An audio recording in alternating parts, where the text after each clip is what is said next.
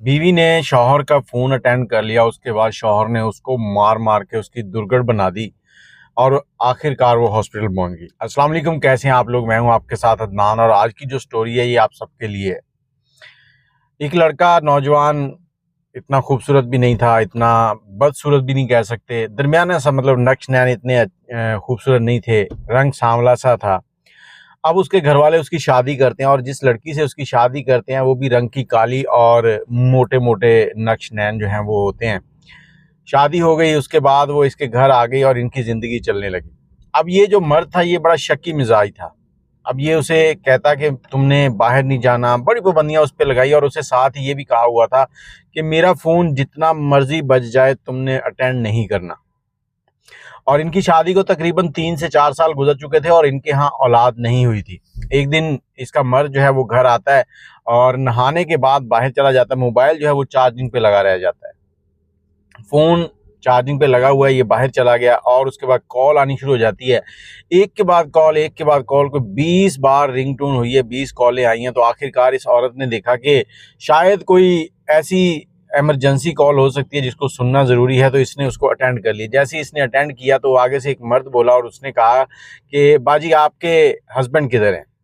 इसने बताया कि वो बाहर गए हैं, मुझे नहीं आइडिया कहाँ गए हैं और थोड़ी देर पहले ही निकले हैं, फ़ोन घर पे पड़ा है। फ़ोन बंद हो गया।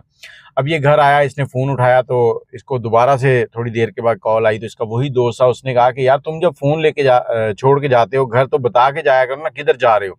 मैंने इतनी कॉलें की हैं, बड़ी मुश्किल से अटेंड हुआ और फिर मुझे पता चला कि तुम बाहर हो। अब इसने ये नहीं सुना कि आगे से क्या जवाब दिया गया, क्या नहीं दिया गया। इसको गुस्सा आया और ये फौरी तौर पर घर आया।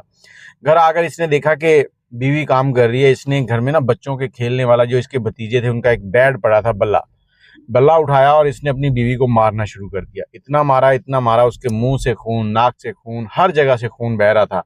वो ये कह लो कि 2-4 और लगाता तो शायद मर ही जाती।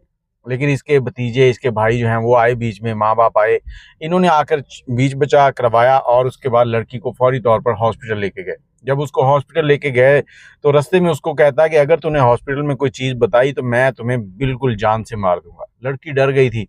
अब लड़की जो है हॉस्पिटल पहुंची है और साथ ही दुआ कर रही है अल्लाह से, या अल्लाह तूने मुझे ना तो खुश शक्ल बनाया और ना ही मुझे औलाद दी, क्या मैं इस काबिल थी?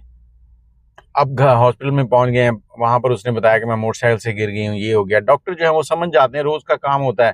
तो एक नर्स जो है ना वो उससे पूछ रही है, वो बता नहीं रही। इतनी देर में इसके घर वाले, इसके माँ बाप और भाई भी आ जाते हैं। जब वहां पर आते हैं तो फिर उनके सामने ये सबको बताती है, मतलब उस नर्स को और अपने माँ बाप को बताती है कि ये मसला है और सबसे बड़ा मसला जो है वो ये है कि मेरे यहाँ औलाद नहीं है। नर्स ने कहा चलो मैं तुम्हारे कुछ टेस्ट करती हूँ। नर्स ने उसके टेस्ट किए, जो टेस्ट की रिपोर्ट्स आई वो बिल्कुल ओके थी। नर्स ने कहा कि देखो ये टेस्ट तुम्हारे तो बिल्कुल ओके हैं, हो सकता है कि तुम्हारे शौहर में प्रॉब्लम हो। उसके बाद इसको छुट्टी मिल गई, बात रफा दफा हो गई, ये घर आ गई। अब शौहर को कौन कहे कि तुम टेस्ट करवाओ?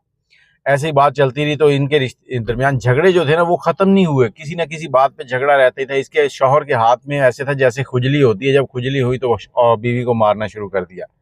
अब रिश्तेदारों ने कहा कि देखो तुम्हें इस बीवी से औलाद नहीं हुई तो तुम ऐसे करो कि एक शादी और कर लो। इस पर पहली बीवी जो है वो खामोश रही, उसने कोई बात नहीं की। आखिरकार इसकी शादी हो गई। जब शादी हुई तो दूसरी बीवी आ गई, कोई 1-1.5 साल उसके साथ ठीक गुजरा, उससे भी औलाद नहीं हुई, कोई उम्मीद नहीं लगी। एक दिन ये बाहर से आया तो इसको किसी बात पर गुस्सा आया हुआ था। इसने वही बैट उठाया और अपनी दूसरी बीवी को मारना शुरू कर दिया। जब उसको मार रहा था तो पहली बीवी ने बीच में आकर बचाया उसे और इसने पहली बीवी को भी 2-4 लगा दी। उसके बाद दूसरी बीवी ने फ़ोन उठाया और अपने भाइयों को फ़ोन कर दिया। उसके भाई आए डंडे सोटे और साथ में पिस्टल वगैरह लेके, और उन्होंने आके उसी बैट से इसकी भी दुर्गत बनाई। और दुर्गत बनाने के बाद उन्होंने कहा कि देखो तुम मुझे हमें ये बताओ कि वजह क्या है जो तुम मारते हो अपनी बीवियों को? ये वो पहली बीवी नहीं है जिसको तुमने मार लिया और उन्होंने कुछ नहीं कहा, ये हमारी बहन कोई लावारिस है जो तुम इसको मार रहे हो? उन्होंने बराबर इसकी दुर्गत बनाने के बाद बीच में ये बोला कि इन दोनों में गड़बड़ है, इन दोनों से औलाद नहीं हो रही, तो इसलिए मुझे गुस्सा आता है कि मेरे बच्चे नहीं हैं। जब इसने इतनी बात की तो पहली बीवी इसके पास आई, सामने आकर कहती है कि जब तुमने मुझे मारा था मैं हॉस्पिटल में थी तो वहाँ पर उस नर्स ने मेरे सारे टेस्ट किए थे और मेरे सारे के सारे टेस्ट जो थे वो ओके थे।